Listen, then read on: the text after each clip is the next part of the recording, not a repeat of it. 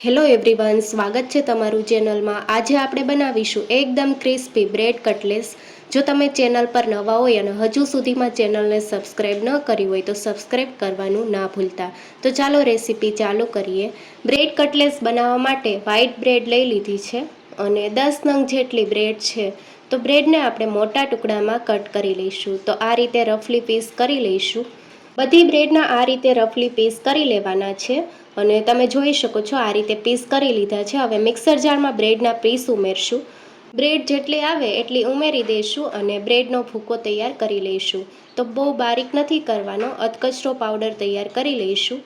આ રીતે તમે જોઈ શકો છો બ્રેડ ક્રમ્સ તૈયાર થઈ ગયું છે અને આ રીતનું આપણે રાખવાનું છે।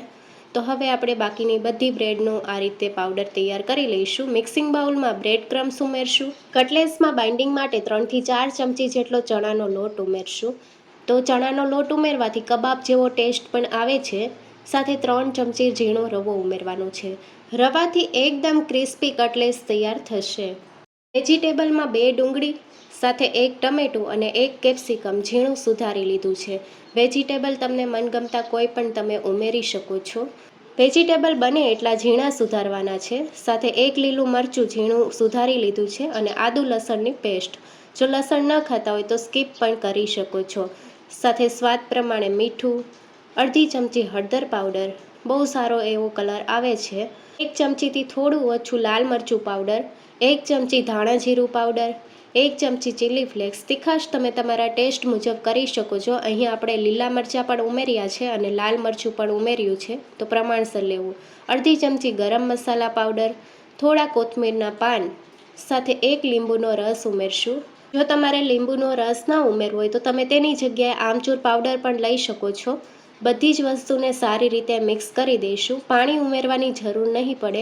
શાકભાજીમાંથી પાણી છૂટશે તેમાંથી જ લોટ બંધાઈ જશે અને જો તમારે વધારે છૂટું રહેતું હોય તો 1 થી 2 ચમચી જેટલું પાણી ઉમેરવાનું અને ટિક્કી માટેનો લોટ તૈયાર કરી લઈશું।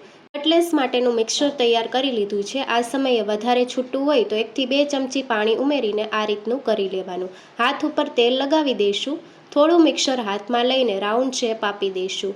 તો ટિક્કી તમારે જે સાઇઝની કરવી હોય એ સાઇઝની કરી શકો છો। આ રીતે બોલ્સ તૈયાર કરી લીધું છે અને હવે પ્રેસ કરીને ટિક્કીનો શેપ આપી દઈશું। કટલેટ તમે ઓવલ શેપમાં પણ તૈયાર કરી શકો છો। તમે તમારા મનગમતા શેપમાં કટલેટ તૈયાર કરી શકો છો। તો મેં અહીંયા ટિક્કીનો શેપ આપ્યો છે અને આ રીતે રાઉન્ડ શેપ તૈયાર કરી લીધું છે। તો તમે જોઈ શકો છો બ્રેડમાંથી બધી કટલેટ તૈયાર કરી લીધી છે અને તમે જોઈ શકો છો શાકભાજી પણ સારા પ્રમાણમાં દેખાય છે। કટલેટને ફ્રાય કરવા માટે હવે તેલ ગરમ થવા માટે મૂકી દઈશું। મીડિયમ ગેસની ફ્લેમ ઉપર તેલ ગરમ કરી લીધું છે। તેલ બહુ વધારે નથી ઉમેરવાનું, આ રીતે થોડું તેલ ઉમેરવાનું છે। જેટલી કટલેસ આવે એટલી આપણે ફ્રાય કરી લઈશું એકસાથે।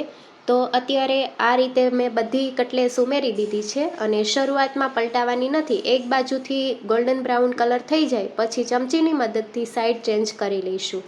તો બધી એક સાઈડથી સારી એવી ફ્રાય થઈ ગઈ છે। તો હવે આપણે સાઈડ ચેન્જ કરી લઈશું અને બીજી બાજુથી પણ ગોલ્ડન બ્રાઉન કલરની થાય ત્યાં સુધી થવા દઈશું। કટલેસને તળતી વખતે ગેસની ફ્લેમ મીડિયમ રાખવાની છે। હાઈ ગેસની ફ્લેમ ઉપર જો ફ્રાય કરશો તો તેલ વધારે એબ્ઝોર્બ કરશે।